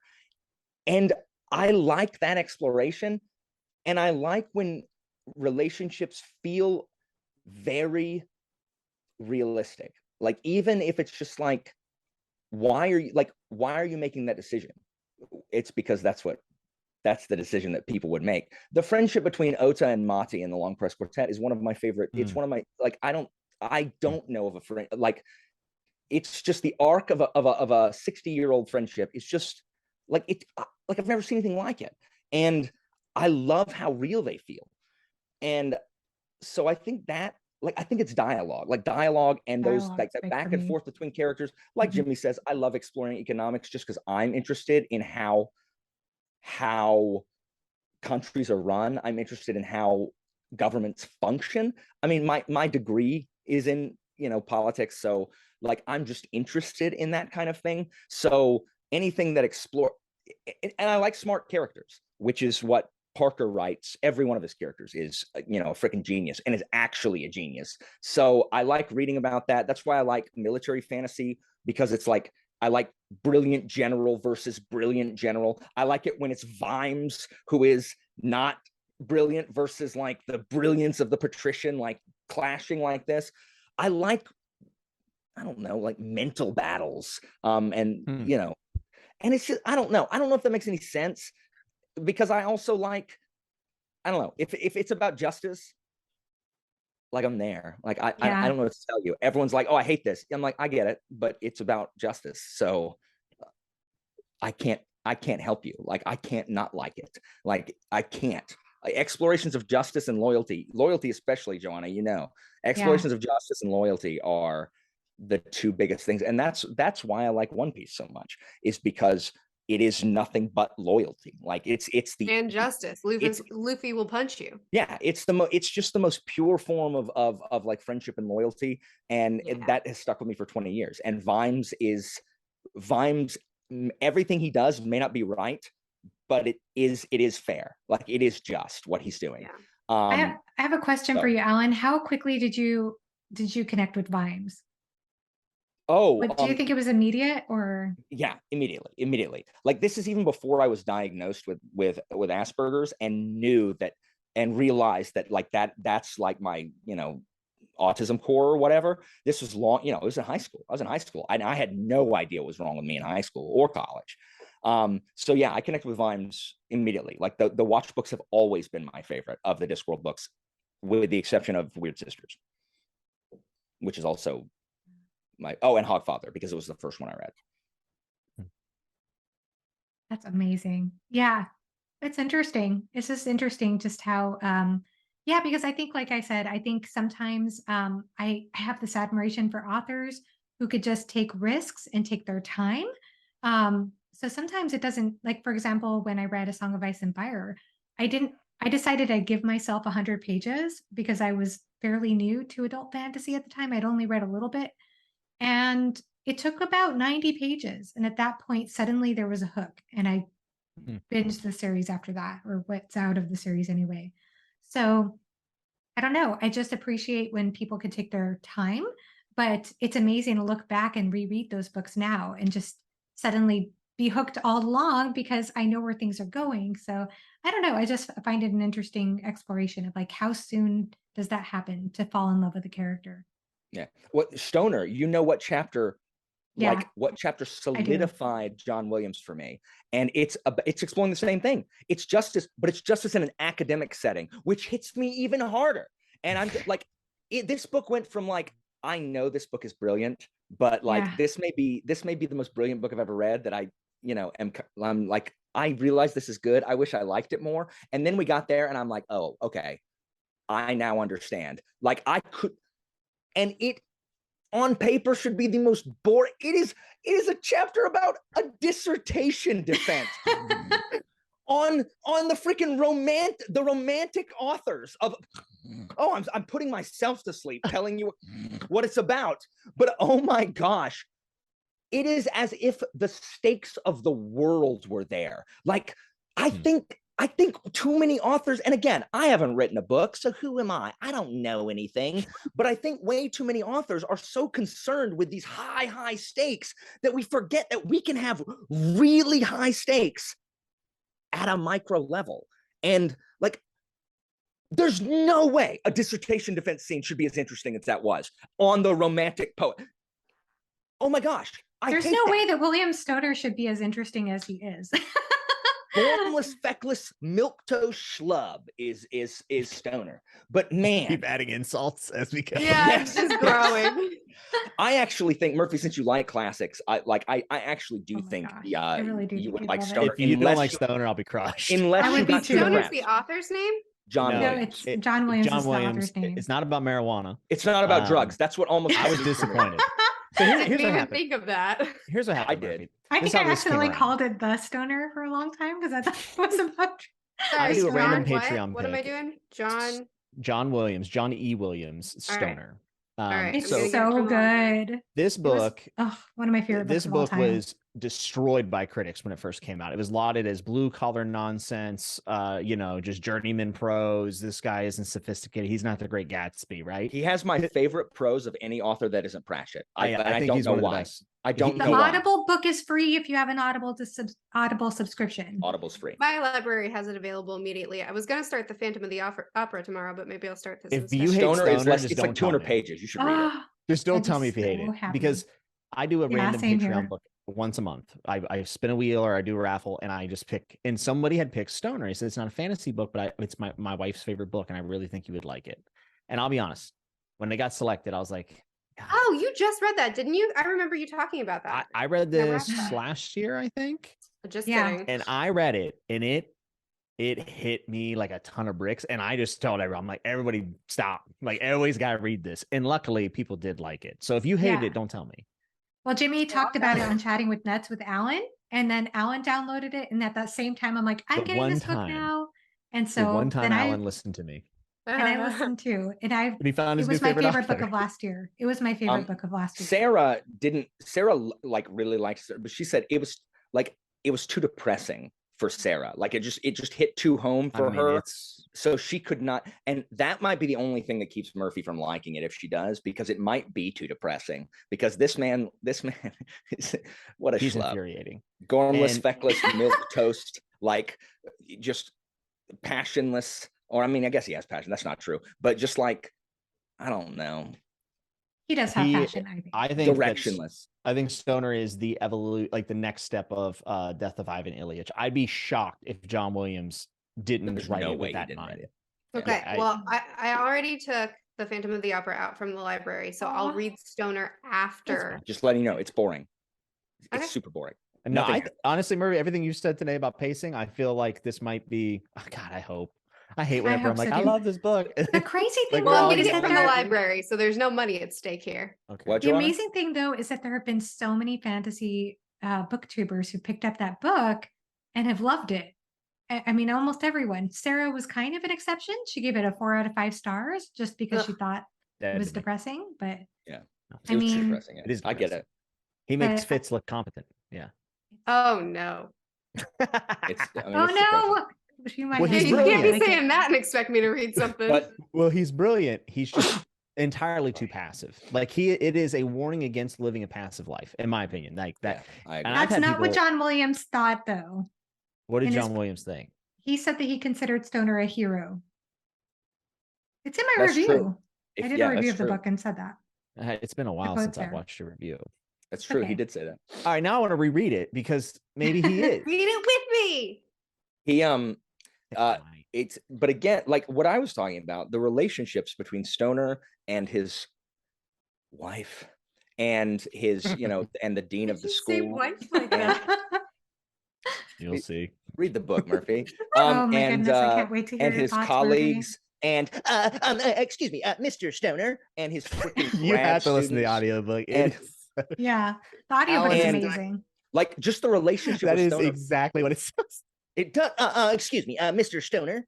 Well, the Um, audiobook was what was immediately available. The other I had to put a hold on, so that's what I No, ended the up audiobook's just the taking audiobook. out. The just now. audiobook's tremendous. But Robin it's- The Williams Williams audiobook's awesome. amazing. And Yeah. the thing is, that's why I liked, not just because it's about ancient Rome, but John Williams' Augustus, which is literally about So good, too. about ancient Rome, but the relationship that he portrays in that between, like, especially between Augustus and his daughter, like, it's just, In an done, like- epistolary novel, Yeah, absolutely like- brilliant. And What a that's what I brilliant put author. down because I thought the pacing was slow. Not because I was like, this pacing sucks. It was like, oh, I'm not in the mood for this. I Like, meant to tell you, Jimmy, that I think part 1 is really like, I think part 1 is very different and much more difficult is for different. people. I think once it hits to book 2, it becomes much more universal because it is literally about Augustus and his daughter, and it's so good. I think you'll love it, Jimmy. I don't think you have to know a dang thing about ancient Rome. I put it down just because like it was slow, and I was like, this wasn't what I was expecting. Yeah. So it wasn't like I hated it. I just put it down at the time. You'll love it though. How could you hate it? I think you'll like how it ends. Yeah. Anyway, John Williams. He was a discovery. He was a new discovery, and I really like it. And I don't like literary fiction, which is basically what you know, I don't like Midwestern English professor life. Like, that's just not what I read. Like, there's no whaling in it, so that gets an exception. Like, I just don't like books like those. But I loved it. Like, I mean, Williams has that classic feel, like where you feel like you're reading kind of a classic novel, but with none of the like verbosity that tends to bog it down. Like, it's not Dickens. Like I'm like, oh, it's a Dickens novel. It's paid by the word. So this sentence is, you know, it's like Alan talked it because I make everything way too long. But yeah, I don't know. It's good. I like how this turned into a John Williams gush fest. Temper your expectations. It's about a boring English professor. So temper your expectations. Yeah, go in with that idea. Okay. I'll go in with that, and then I will send you. Just remember, when you hear it, Mr. Stoner, just remember you heard it here first. Okay, got it. On it. Showing off that audiobook narration voice. I hate that guy. I hate that kid. But I don't know. But John Williams is a book that people would say is very slow, but because we cared about the relationships and the everyday struggle. Yeah, man, I don't know. McCarthy's like that for me. A lot of people say Cormac McCarthy books, like, I cannot sit through these, and many people hate McCarthy. It has to be the most popular author I know that has the most people don't like it. Like, people are like, oh, I want to read Cormac McCarthy because that's what distinguished people do, and they read it and they're like, this is terrible. Many people hate McCarthy. But here's the thing too, and I wonder if this also affects perception of pacing and perception of story, is that I read McCarthy. Well, I read No Country for Old Men many years ago, but I read Blood Meridian thanks to Jimmy, and we buddy read that together, and we read and the Border Trilogy books 1 and 2, and we read about 15 pages a day. 20 pages a day for The Crossing, I think. But I think that affected my experience. I think if I had tried to read that book by myself and had tried to read it all at once, I don't think, especially Blood Meridian, I just don't think it would have been the same experience. I don't feel like I would have gotten as much out of it. Do you all feel that? Require you to slow down, I think. Yeah. Well, it's the whole thing of like, now everyone has heard how difficult McCarthy is to read. So that pre-colors their conception. They have preconceived notions of what it's going to be like when they go into it. If I have to listen to one more person on BookTube talk about like, and everyone said like Malazan was just so hard to get into, and I'm like, no, everyone didn't say that. Stop with like, I hate that like we keep having to revisit the same episode of Mythbusters. Why did it get that reputation? Like seriously, these things get this rep, and everyone has, and then it repeats and repeats and repeats and repeats, and it's just on down the line to where now Malazan is known as this impenetrable. I read it before freaking like wikis existed. I read it before it was cool. I read it before. I read things before they are cool, and they are still not cool. I read things long, like Alan likes his works to stay obscure. Exactly. But how like, dare you become wikis. popular? I couldn't look a dang thing up when I was reading Gardens of the Moon, and I'm like, and you still enjoyed it, right? Yes, I'm like, well, don't know what that is. Let me flip to the glossary. Philip. Well, okay, now I know what that is. Okay, moving on. Why are there two things named Pearl? Are they the same? Oh, they're not? Why would you do that? Hate this guy. Oh my gosh, looking at old stuff. Sand. This lady has to stop. Like, she's got to stop whining. Like, she's got to. Yes. Oh my gosh. Yes. Yes. Oh my gosh. If I have to listen to this, like this, no, what do you mean this kid? Who is this kid? Oh, the mom's dying. I don't care. Oh my gosh. They're eating people. You didn't care when the mom died? You're talking about the Mib from I assumed you were loved it. talking to. Never mind. We'll wait till we're. No I off. don't know what spoilers. mom you're No talking about. spoilers. I'll wait till we're off screen. I'm talking about the freaking Mib and Silver Fox. No spoilers. Could not care. They're like, oh, well, did you know it's a metaphor for? Don't care. Don't care. I So- cared, Alan. I cared. You're a mom. I care too, and I'm not a mom. Alan, you're not a mom? No. You'd be a great mom. Well, I mean, then y'all like boring crap. That's Alan, fine. just Like, that's what what this you whole just conversation is about. That's what the conversation is. It's a bunch of people admitting they like boring crap. Yeah. Yeah. Anyway, so I didn't need any of that, like, to read freaking Malazan. I just was like, oh, it's fantasy. I don't know what's going on. I'll just check the glossary and just keep going. But everyone actually gets a revelation when it's not like, no, it's not impenetrable. What's wrong with it? The only book that's impenetrable is Ulysses by James Joyce. And if you see your friend reading Ulysses, they're not your friend. Friends don't let friends read Ulysses by James Joyce. Hey, Jimmy, weren't you going to read that? No, he's not, because we won't be friends anymore. Yeah, I'm not allowed to anymore. All I'm reading right. Moby Dick instead. There you go. There you go. Make sure you be like, Alan, I know how to freaking whale. I know how many days it takes to have the whale fat be bleached in the sun. It's this and this and this. And I'm like, I know. Joanna, is this how you envision this chat to go? You know, kind of. She Is knows that her friends well. It's good. Fire Marshal Bill there? That really reminds me of. If your mouth is really dry, your lip will stick to your teeth. Also, so something else about pacing is about how quickly you read too, because that's something I was thinking Yeah. about, like kind of Yeah. going back to the book, sorry, not the book, the video you did, Merphy, about reading slowly, and how some books like Abercrombie, you just enjoy reading at a faster pace, and some books you just enjoy taking your time with. And I wonder about that, if that affects anybody's enjoyment. Because I know when I was reading Shogun, I did honestly struggle to feel engaged with some of it in the middle. And I know. Well, anyway. So sorry. But I'm so, excuse me, so sorry. But I did end up loving the book overall, and especially the end. But I would say one thing that was interesting is I was told by a friend that, like Josh from Red Fairy Books, he said, oh, well, maybe because I read it in a couple of days. And I'm like, it's a 1,000-page book. I can't read that fast. I cannot read a 1,000-page book in a couple of days. Whereas he could do that. I'm probably exaggerating. Josh probably read it in a few more days, but he still reads very quickly. But he was telling me that that's probably why our group was struggling with the book or not enjoying it as much as he did, was because he read it quickly. And I thought, is that a thing? Like, do you enjoy books more if you read them faster? I think if I would have read Rage of Dragons at 10 pages a day, I would not have enjoyed it. But I read it in a day, and I was like, that was so fun. Like, It's I had a very blast. fast-paced book that would not work to read slowly. And honestly, if you told me how fast paced it is, I would tell you I'm not going to like that book. But Yeah. I did. I enjoyed that book. I don't know why. And I I know, know it it breaks all the rules of what I should does. like, and it's so good. And It I is. think it's because I read it so fast. I think I just was in a mood, and I was like, I'm just Yeah. going to read this thing, Yeah. and I'm just going to be lost in it. And so I think speed definitely. I was Certainly. hooked.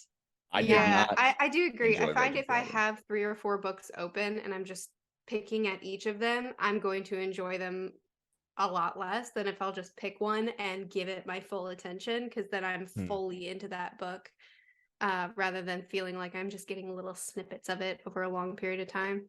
Yeah. Yeah. Because I was getting after my husband because he was reading, well, he's still reading Game of Thrones for the second time. He still hasn't finished it.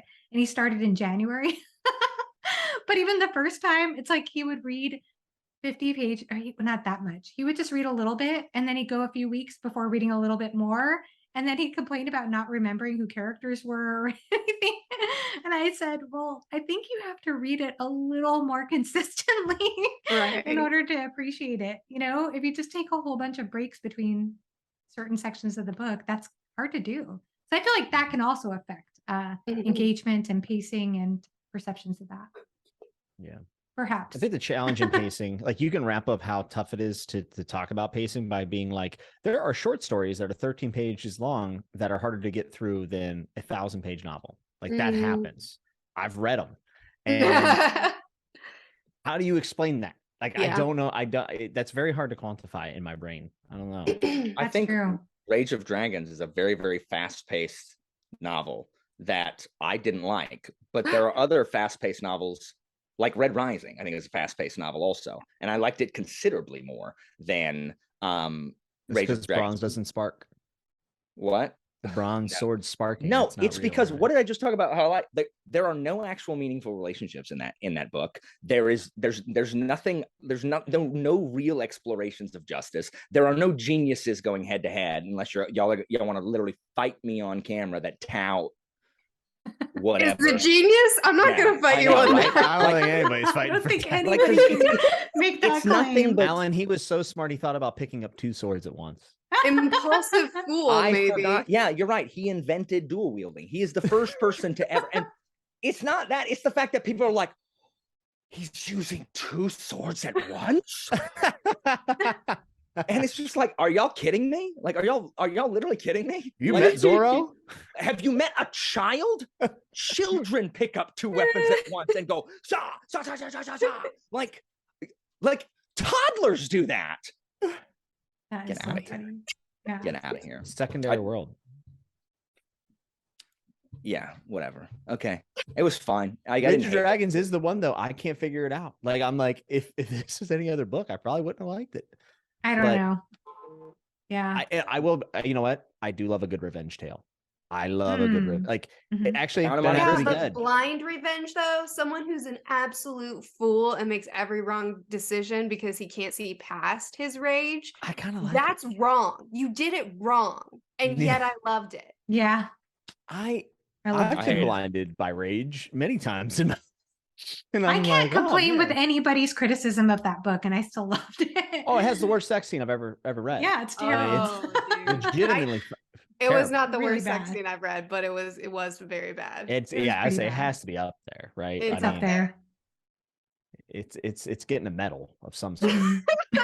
A bronze medal would Yeah. make perfect sense. A 'cause that's bronze what medal. weapons. No. Oh my God.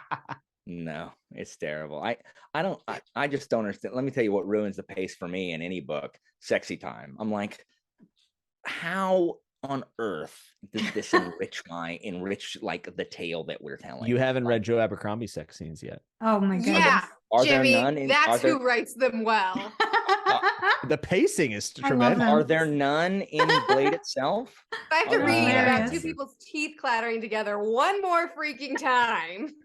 in a sex scene? That's gross. Well, Well, they're gross. Joe intentionally makes them awkward and gross. I read them twice. That's how much I like them. Oh no. There's nothing I like honestly do not understand the purpose of not fading to black every time. And people are going to be like, oh, how do you, like, you just, like, okay, angry keyboard warrior. Like, you can like whatever you want. But, like, I cannot think of, currently trying to rack my brain, I cannot think of a sexy time scene in a book that I was in any way enriched by it. And I don't like, yeah, sometimes they reveal, ooh, look at the little insecurity. Like, I'm still not enriched. It's not like it wasn't worth it. See, here's the problem. No, I don't need to see anybody's quivering member. Why you get yelled at though? Because you're Quivering mocking the people who member. enjoy it. I'm not mocking people who enjoy You it. just did a mockery voice. You went, "Meh, meh, meh, meh, meh." You did the No, baby I'm voice. mocking You the can't do keyboard baby warrior. voice. I'm not mocking people who enjoy it. I'm mocking people that come back and, Mr. Stoner, yeah, you won't believe that on page this, it actually reveals the inner turmoil that she's experiencing from the loss of her father. And if you had paid attention and read it better, maybe you would know. You've never got that comment. I got that comment just the other day. I Did got you a really? comment. I got a comment Seems like yesterday. you skimmed the book. goodness. Murphy, After how I gave dare a you? very detailed explanation on why I didn't like it. Seems like you skimmed it. I got Okay. accused of reading One Piece spoilers and making predictions off of the spoilers so I could look smart in my video. And I said, I don't have enough time in the day to do that. Like, I And- wouldn't even have thought of that. And it wouldn't make you look smart anyway. No. Like, how is that people's gauge of IQ? Is like, you figured out the shonen anime spoiler. Because let me tell you, shonen anime, oh, I'm shocked that Goku beat Frieza at the end.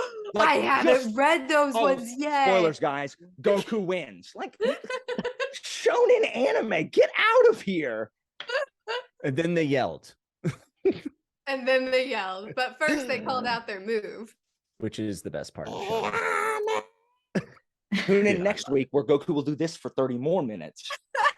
I'm not going to put up Sorry, with any DBZ Joanna. slander. Do you want to get this back on? I love Dragon Ball Z. I love Dragon Ball Z How about and bad pacing?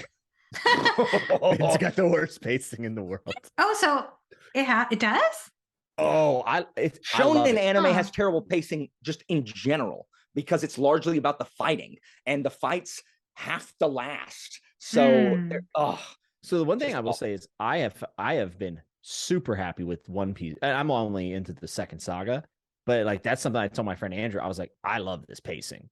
And there is downtime stuff. Like whenever they go to meet Gaiman and he's like telling about the Grand Line and all that stuff, and he's like stuck in the thing, and like I guess that would be considered Oh, slow the pacing. treasure chest fella. Oh, I love that. Like He's I thought that was amazing. great. So I came from DBZ where I was expecting that pacing, but I think One Piece has better pacing. I think. Anything has better pacing than like, Well, that's fair. except Dragon Ball Ulysses. Z is literally the like, most though- formative piece of media I've ever had in my life. That's how Huh. it is bigger than anything else in my life, easily. Then And that I is can why admit- you can tolerate terrible pacing, is because you That's were a right. Dragon Ball Z fan. That's right. Yeah, 100%. Interesting. You're right. Interesting. I don't feel well versed enough in manga to know Ah, about this. Joanna, what are you doing? Well, it's know. like it's anime, because anime pacing is significantly That's worse. what I was about to Oh, say. anime manga pacing. Well, I In have general, watched a lot of pacing and anime. manga pacing are It different generally has to animals. stay Yeah. behind the manga, so Yeah. it has to stretch things out. So Oh, DBZ, yeah. DBZ Mhm. manga is poorly paced, but it ain't nothing like DBZ anime pacing. Like Oh, there's nothing okay. like it in the world. There are episodes when Goku has to get a driver's license, and it's like 8 episodes. It's so stupid. What? That's wild. Oh, it's garbage. Total garbage. Love it. Wow. Favorite series. Wow. Anyway, All right. Well, I think no one's watching we've still, covered- Joanna. People have left. I'm sure We people had are still fun. watching. We've digressed a bit. Did anybody have? I think we got through pretty much all of my bullet points, though. Did anybody else want to say anything about the topic? Do you all feel good about how we covered this topic? I And think we predict covered it. angry I comments. think it's good. I think it's hard to talk about pacing without talking about a plethora of other things, because like all those things Mhm. impact what pacing is to people. So even though we did digress a little bit, I think all those A little things, bit. and we talked about like a lot of specific examples, and Mhm. they come to mind because we've been told before that the pacing in those books maybe are too slow or too fast or whatever it might be. And I think we feel the need to like justify those things, and that makes sense to me. So But when you Yeah. said like on a video where you just say like this is like poorly paced or whatever, but didn't elaborate, I know you well enough to know what you specifically meant by that. You know what I mean? Like, yeah, but that doesn't help people who don't know you. But like Yeah. for people who do know you, like, I mean, if you don't like the pacing, then I'm like, oh my gosh, how slow is this book? Like, you know what I mean? Like, if you don't like the pacing, I'm just like, man, I guess I can't read that, because you'll put up with anything. So I you're the really DBZ will. fan. That's the marker.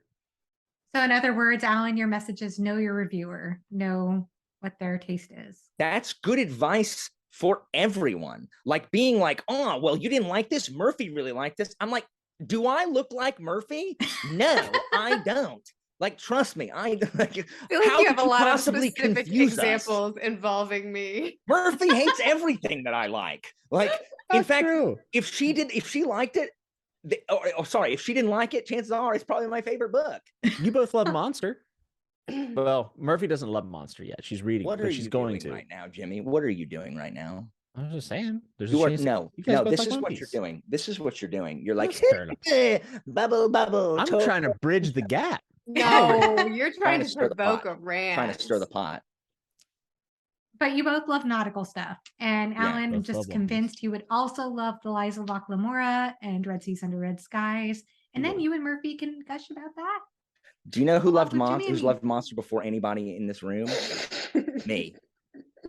Me. Even before Jimmy. Oh, wow. No Really? one will know. No one will know. When did you read Yes, Monster? Jimmy, that's right. You sure? Dr. Tenma. It's so good. That's exactly what the- Typewriter. Lunga. Lunga sucks. Oh, actually, Oh, I take I it back. I hate like him. Lunga. I like Lunga. Of course you do, Alan. so you know who I like? ridiculous. You know who I like? Eva. She's awesome. Tenma's ex-girlfriend? She's amazing. I can't, like, I don't even know where I am right now. Like, she's a drunk. Hey, easy. She's going through a hard time, sir. No, I need Yeah, to it go must be back to hard where I being the lie on daughter of the spectrum. CEO of the hospital. Oh, I bet her life is tough. She loves Tenma. No, she does not. She loves being the fiance of the head of surgery. Well, how would you feel if you were in her shoes? Drunk. I wouldn't feel anything. Have some compassion. Sorry, man. Joanna. Please. Oh. Yeah, take us Sorry, home, Jimmy. Joanna. I Take us haven't read home. enough Malazan. I can't have compassion. Anyhow, this has been so much fun. So thank you all so much for joining me on the discussion What's on happening? Right now? pacing. What's happening? Sorry, Joanna. I feel like we're bullying Joanna. Like, we're not even doing anything to her, but I feel like we're bullying her. We're talking our own discussion.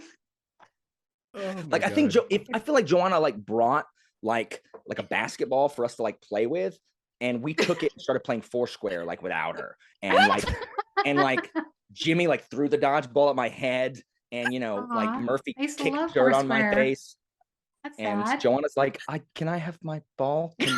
I I just really gotta go, guys. like I wanted to play with the ball. That makes no sense. Oh my Sorry. goodness. That was a good metaphor. I thought so. Well, I That's had good. fun anyway. So I would have done this off camera, honestly. this was great. Word. Yeah. I enjoyed this discussion tremendously. So thank you all so much for joining me. And thank you all for watching. Please comment down below any thoughts you have on pacing, whether you prefer slower paced books or faster paced books or something in between, or any thoughts on anything we covered. We'd love to hear from you. Thank you Unless so you're much going to for yell at watching. one of us or leave a dissertation, in which case, no. And read Stoner by John Williams. All right. Yes. Have a great rest of your day. Bye-bye. Bye.